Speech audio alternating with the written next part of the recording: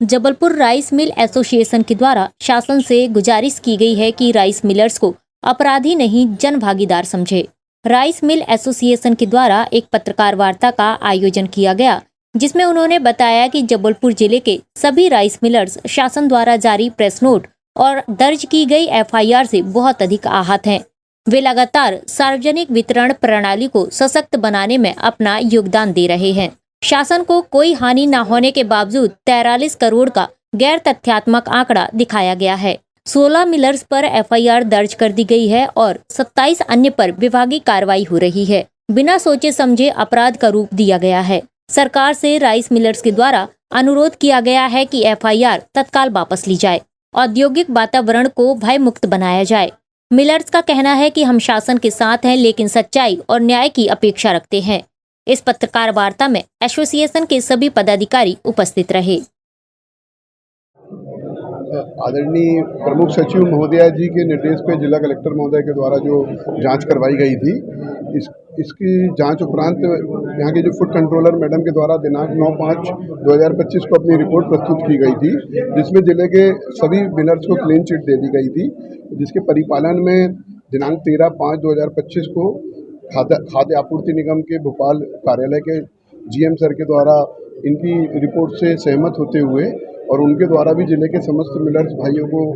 Clean chit दे दी गई थी और मिलिंग कार्य चालू करने के निर्देश दिए गए थे। लेकिन इसके ये रिपोर्ट आ जाने के बाद जिला कलेक्टर महोदय के द्वारा फिर से एक बार एसडीएम्स के माध्यम से जांच करवाई गई और उनकी जांच में पूरी की पूरी जांच केवल जो ऑपरेटर के द्वारा जो ट्रक मास्टर में जो फीड किए गए थे उसको ही आधार मान करके उनके द्वारा जांच की गई है, जो कि गलत है। तो ट्रक मास्टर में जो गाड़ी नंबर उनके द्वारा जो ऑपरेटरों के द्वारा जो फीड किए गए हैं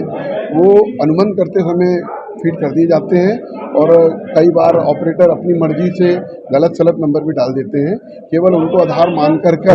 और इतनी बड़ी कार्रवाई जो की गई है बहुत दुर्भाग्यपूर्ण है। मिलर्स के द्वारा जो वास्तविक धान उठाई गई है, सभी धान जो उठाई गई है उसके गेट पास और लोडिंग पॉइंट की कांटा पर्ची, अनलोडिंग पॉइंट की कांटा पर्ची, सारे दस्तावेज अपने जवाब के साथ में प्रस्तुत किए गए हैं, लेकिन उन सभी जवाब से को एक नज़रअंदाज करते हुए और एक तरफा एफआईआर की जो कार्रवाई की गई है ये एकदम गलत है, दुर्भाग्यपूर्ण है और चावल उद्योग महासंघ इसका विरोध करता है। और हम जिला कलेक्टर महोदय से पुनः अनुरोध करते हैं कि फिर से एक बार दयापूर्वक विचार करें और ये गलत उनके द्वारा निर्णय लिया गया है, इसमें फिर से सुधार करके और एफआईआर को निरस्त करने संबंधी आदेश जारी करें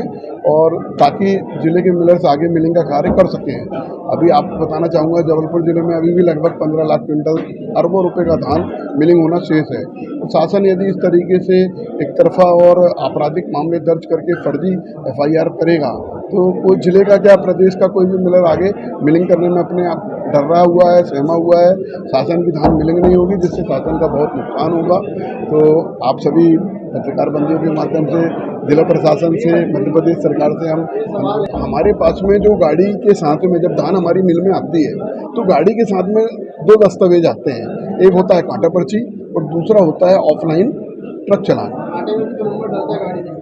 बिल्कुल कांटा पर्ची में और जो ऑफलाइन चालान हमारे पास आता है उसमें जो वो वास्तविक नंबर होते हैं, क्योंकि उन्हीं नंबर से उन्हीं ट्रकों से हमारी मिलों में माल आया है और वही दस्तावेज हमारे द्वारा शासन को प्रस्तुत किया गया है। प्रशासन ने जब अभी जांच की तो जांच में हमसे जो दस्तावेज मांगे गए तो वास्तविक रूप से जो जिन ट्रकों में हमारे पास धान आया है उनसे संबंधित जो धर्म कांटे की पर्चियाँ हैं और जो गेट पास है हमारे द्वारा शासन को प्रस्तुत कर दिया गया है। लेकिन चूंकि ट्रक मास्टर जो जिसपे की फीडिंग उनके शासन का जो ऑपरेटर है उसके द्वारा किया गया है और उसने गलत एंट्री किया है, तो वो उसकी एंट्री और हमारे जो दस्तावेज हमारे द्वारा जो प्रस्तुत किए गए हैं, स्वाभाविक है कि जब उन्होंने गलत नंबर फीड किया है तो उसमें मैच नहीं होंगे, तो उसको आधार मानकर और ये एफआईआर की गई है और पूरी जांच की गई है। जबकि वास्तविकता ये है कि उन्होंने जो गाड़ी नंबर वहाँ पे फीड किया वो वास्तविक नहीं है। वास्तविक गाड़ियों में जो हमने कांटा पर्ची और चालान गेट पास जो हमने शासन को प्रस्तुत किया है वो वास्तविक पेपर हैं और इसके पूर्व में भी 9/5 को पहले पूर्व में कलेक्टर महोदय के निर्देश पर जो जांच हुई थी उसमें भी उन्होंने बहुत बारीकी से हमारे दस्तावेजों का गहन अध्ययन किया था। SK news live Jabalpur.